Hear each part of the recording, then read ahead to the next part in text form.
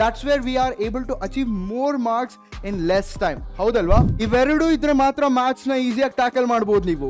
ಅದೇ ಸೈನ್ಸ್ ಬಂದ್ರೆ ಗ್ರಾಮರ್ ಮೇಲೆ ಹೆಚ್ಚು ಫೋಕಸ್ ಮಾಡಬೇಕು. Let it be English or languages, of course it comes under the same category. Text book ಹಿಂದ್ಗಡೆ ಕೊಟ್ಟಿರುವಂತ ಸಮರಿನ ನೋಡಿ, that would be enough. That is the revision. Hey kids, welcome to yet another wonderful session by Physics Wala. ನಾನು ಶ್ರೀರಾಜ್, ನಿಮ್ಮ physics tutor. ನೀವೆಲ್ಲರೂ ಸೇರಿ ನನಗೆ sir last 15 days ಇದೆ, ನನಗೊಂದು ಎಕ್ಸಾಮ್ ಸ್ಟ್ರಾಟಜಿ ಬೇಕು, ತುಂಬ ಸಬ್ಜೆಕ್ಟ್ಸ್ಗಳಿವೆ, ಅವೆಲ್ಲದಕ್ಕೂ ಟೈಮ್ ಮ್ಯಾನೇಜ್ಮೆಂಟ್ ಸಾಲ್ತಾ ಇಲ್ಲ, ಏನಾದರೂ ಸ್ಪೆಸಿಫಿಕ್ ಸ್ಟ್ರಾಟಜೀಸ್ ಹೇಳಿ so that will be confident for exams ಅಂತ ಎಷ್ಟೋ ರಿಕ್ವೆಸ್ಟ್ ಬಂದಿತ್ತು. ನಿಮಗಾಗಿ ತಂದಿದ್ದೀನಿ last 15 days strategies for your SSLC board exams. So let's get started. ಮೊದಲಿಗೆ ಬಂದು first you have to assess where you stand and prioritize what you have to be done. Do not try to cover everything. ಎಲ್ಲದನ್ನು ನಾನು ಇವಾಗ cover ಮಾಡಬೇಕು ಅಂತ ಹಠ ಹಿಡ್ಕೋಬೇಡಿ. Because I know you have some level of preparation. ಆ level of ಪ್ರಿಪರೇಷನ್ನಿಂದ ಮುಂದಕ್ಕೆ ಹೋಗಬೇಕಾಗತ್ತೆ. Make sure you are strong in the concepts which you are comfortable first. ನೀವು ಓದಿರುವಂಥ ಕಾನ್ಸೆಪ್ಟ್ಸ್ನ ಹೆಚ್ಚು ರಿವೈಸ್ ಮಾಡಿ ಮೇಕ್ ಶೋರ್ ಮಾಡ್ಕೊಳ್ಳಿ ನೀವು ಅದ್ರ ಮೇಲೆ ಯಾವುದೇ ರೀತಿ ಕ್ವೆಶನ್ಸ್ ಬಂದರೂ ನಾನು ಅಟೆಂಡ್ ಮಾಡ್ತೀನಿ ಅನ್ನೋ ಥರ. ನೆಕ್ಸ್ಟ್ ಪಾಯಿಂಟ್ ಬಂದು you have to take mock test. Well, mock test ತೊಗೊಂಡಿರ್ತೀರಾ. Well, there will be many papers for you. Pre boards ಇರುತ್ತೆ, and then you will be having referring PYQs as well. ಅದ್ರ ಮೇಲೆ mock test ತೊಗೋಬೇಕು. Mock test is like creating an environment just like in the exams without any distractions. Time management ಇವೆಲ್ಲದನ್ನು ಗಮನ ಇಟ್ಟು ತಗೊಳ್ಳೋದೇ ನಮಗೂ mock test. And then preview your pre board results. Pre boards of course decide ಮಾಡಲ್ಲ ನಿಮ್ಮ final ಎಕ್ಸಾಮ್ಸ್ನ, but still it will help you understand where you stand. It will help you understand where you have to prioritize and then categorize high weightage chapters. Well, of course ನಮಗೆಲ್ಲರಿಗೂ ಗೊತ್ತು high weightage ಚಾಪ್ಟರ್ಸಿಂದ ಹೆಚ್ಚು numericals ಬರ್ಬೋದು, ಹೆಚ್ಚು concepts ಬರ್ಬೋದು. ಅದ್ರ ಮೇಲೆ ತುಂಬ focus ಮಾಡಬೇಕು. Because that's where we are able to achieve more marks in less time. ಹೌದಲ್ವಾ? So categorize high weightage chapters where you are confident. And ಯಾವುದಾದ್ರೂ ಲೋ ವೇಟೇಜ್ ಚಾಪ್ಟರ್ಸ್ ನಿಮಗೆ ಅಷ್ಟು ಕಾನ್ಫಿಡೆಂಟ್ ಇಲ್ಲ, ಇನ್ನೂ ಸ್ಟಾರ್ಟ್ ಮಾಡಿಲ್ಲ ಅಂದರೆ fine, it's fine. Do not try to cover that and lose your confidence. Going to the next part, subject wise specific strategies. ಎಲ್ಲ ಸಬ್ಜೆಕ್ಟ್ಸ್ಗೂ ಒಂದೇ ಸ್ಟ್ರಾಟಜಿ ಇರೋದಿಲ್ಲ ಅಲ್ವಾ? Different subjects require different strategies. ಹಾಗೆ ಬಂದು ನೋಡಿದ್ರೆ talking about maths. Maths is a numerical subject where you'll be having less theory and lots of problems ಅನ್ನೋದಕ್ಕಿಂತ numericals ಅಂತ ಹೇಳ್ಬೋದು. ಸೊ ಇಂಥ ಟೈಮ್ನಲ್ಲಿ ನೀವೇನು ಮಾಡಬೇಕು ಅಂದರೆ you should have 2 things in mind when you are dealing with maths. ಒಂದು ಬಂದು ನಿಮಗೆ ಸ್ಪೀಡ್ ಇರಬೇಕು. ಸ್ಪೀಡ್ ಇದ್ದರೆ ಒಂದೇ ಸಾಕ. ಸರ್ ನಾನು ಸ್ಪೀಡಾಗಿ ಮಾಡಿಬಿಟ್ಟೆ ಬಟ್ ಆನ್ಸರ್ ಸರಿಯಾಗಿ ಬರಲಿಲ್ಲ, is it fine? No, right? Speed ಜೊತೆ ನಿಮಗೆ ಅಕ್ಯುರಸಿ ಇರಬೇಕು. Speed and accuracy is very important. Okay, ಇವೆರಡು ಇದ್ರೆ ಮಾತ್ರ ಮ್ಯಾಥ್ಸ್ನ ಈಸಿಯಾಗಿ ಟ್ಯಾಕಲ್ ಮಾಡ್ಬೋದು ನೀವು. ಅದೇ ಸೈನ್ಸಿಗೆ ಬಂದರೆ ಆ ಥರ ಇರಲ್ಲ. It is both theory and it has got concept inside of it. ಹೇಗೆ ಪ್ರಾಕ್ಟೀಸ್ ಮಾಡಬೇಕು? ಡಯಾಗ್ರಾಮ್ಸ್ ಇರುತ್ತೆ, ಲೇಬಲಿಂಗ್ ಮಾಡಬೇಕು, ಅಪ್ಲಿಕೇಶನ್ಸ್ ಇರುತ್ತೆ. Science requires understanding.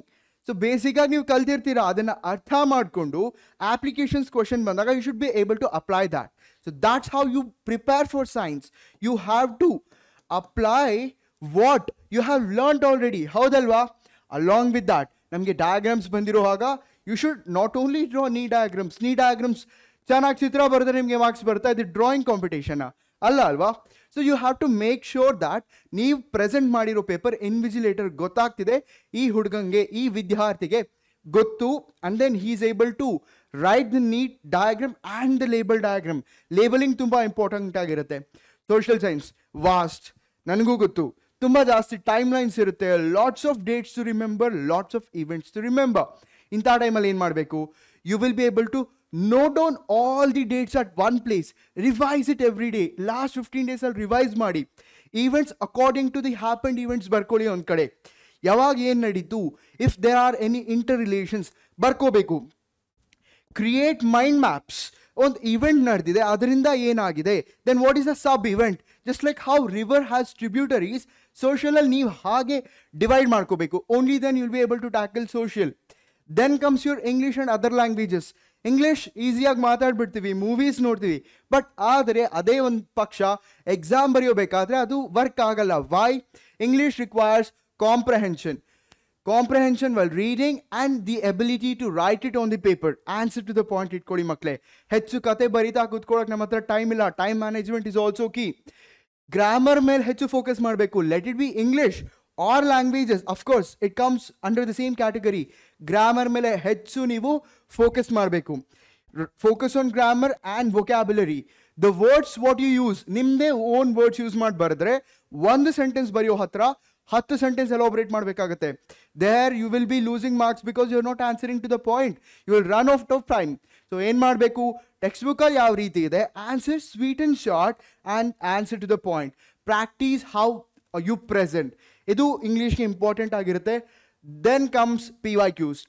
ನಾನು ಹೇಳಿದ ಹಾಗೆ PYQs should be your best friend. ಏನಕ್ಕೆ, when you are comfortable in PYQs, ಈ ಸರಿ ಬರುವಂಥ ಪೇಪರ್ ಸೇಮ್ ಪ್ಯಾಟರ್ನಲ್ಲಿ ಇರುತ್ತೆ, ಸೇಮ್ ಲೆವೆಲ್ ಆಫ್ ಡಿಫಿಕಲ್ಟಿ ಇರುತ್ತೆ. ಪ್ಲಸ್ ಆರ್ ಮೈನಸ್ ಇರ್ಬೋದು. Of course you will say the board paper was difficult last year. 100% difficult ಆಗಿರಲ್ಲ, 10% ಇರುತ್ತೆ. So solve PYQs. That will build lots of confidence in you. PYQ solve ಮಾಡೋದ್ರಿಂದ exam ಹಾಲ್ನಲ್ಲಿ ಕೂತ್ಕೊಂಡಾಗ will be super comfortable.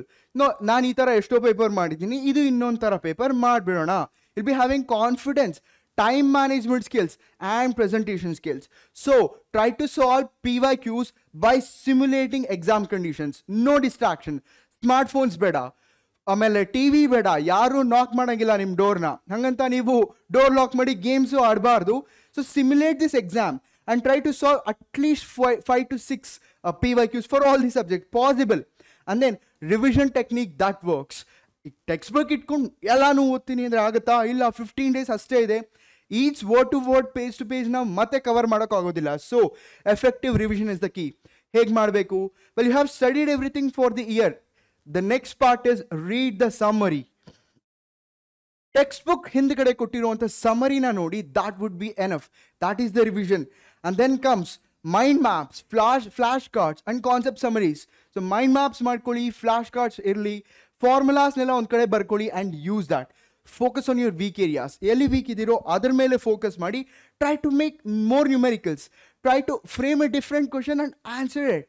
So this is how you'll be able to make yourself stronger. And what about time management? ಅದೇ ಮುಂಚೆ ಹೇಳಿದ ಹಾಗೆ speed ಒಂದೇ ಇದ್ರೆ ಆಗೋದಿಲ್ಲ, ಅಕ್ಯುರೇಸಿನೂ ಬೇಕು. So make sure you know how to answer what question when. ಅಂದರೆ you have to strategize while answering the paper in such a way that you attempt the question that has more marks and you confident with that. ಅಂದರೆ ಈಗ ಹೆಚ್ಚು marks ಇದೆ, ಹೆಚ್ಚು weightage ಇದೆ ಅಂಥ ಒಂದು ಕಾನ್ಸೆಪ್ಟ್ನ first attend ಮಾಡಿ. ಅದಕ್ಕೆ ಸ್ಟ್ರಾಟಜಿನೂ ಹೆಚ್ಚಿಗೆ ಇರಬೇಕು. So make sure you choose such a question. And then talking about practice during your mock test. So mock test ತಗೊಳ್ಬೇಕಾದ್ರೆ try to make sure you complete the paper in the given stipulated time. Just 3 hours ಅಲ್ಲಿ complete ಮಾಡೋದು ಅಷ್ಟೇ ಅಲ್ಲ, you should also have a buffer time to go through the mistakes what you might have done, right? So make sure you do that. Talking about mindset and motivation. ಹೇಗಿರಬೇಕು? Sir ಮಾಡ್ತಾ ಇದ್ದೀನಿ, ನನ್ನ ಕೈಯಲ್ಲಿ ಆಗ್ತಾ ಇಲ್ಲ, what am I supposed to do, sir? Well, do not stop. ಯಾವ ದಿನದ ಬಗ್ಗೆ ನೀವು ಕನ್ಸು ಕಾಣ್ತಿದ್ರಿ ಅದನ್ನು ಯೋಚನೆ ಮಾಡಿ. Remember the big house which you wanted. Remember the big luxurious car, the gaming setup, the life what you wanted to lead. It's not time to give up my dear students. ಇವಾಗಲೇ ನಾವು ನಮ್ಮ ಕೈಯಲ್ಲಿ ಆಗ್ತಿಲ್ಲ ಅಂತ ಹೇಳೋದಲ್ಲ. Remember your goals and remember to have enough sleep. Sir ನಾನು ಹಗಲು ರಾತ್ರಿ ಓದಿ ಲಾಸ್ಟ್ 15 daysನಲ್ಲಿ ಸುಸ್ತಾಗಿ ಹೋಗಿದ್ದೀನಿ ಸರ್, ನನ್ನಲ್ಲಿ ಒಂದಿಷ್ಟು ಎನರ್ಜಿ ಇಲ್ಲ. ಎಲ್ಲಿಗೆ ಬಂತು? Whatever efforts you have put all went into drain. ಹಾಗಾಗಬಾರ್ದು ಅಂದರೆ get enough sleep, eat healthy food and take short breaks. Do not let the anxiety in you break down. So ಹಾಗೆ ಮಾಡಬೇಡಿ and visualize the success. ನೀವು ಏನು ಕನಸು ಕಂಡಿದ್ರೋ ಅದರ ಮೇಲೆ ಯೋಚನೆ ಮಾಡಿ. Have that self confidence and stay self motivated. So this is all for today. This will be your 15-day strategy. ಎಲ್ಲ ಸಬ್ಜೆಕ್ಟ್ಸ್ಗೂ ಈಕ್ವಲ್ ಆಗಿ ಫೋಕಸ್ ಮಾಡಿ. Time management and presentation skills ಚೆನ್ನಾಗಿರಬೇಕು. PYQs should be your best friend, and with this you'll be able to achieve that. So see you all after the exams. All the very best, and I'll be seeing you in another video. Take care. Tata. Bye bye.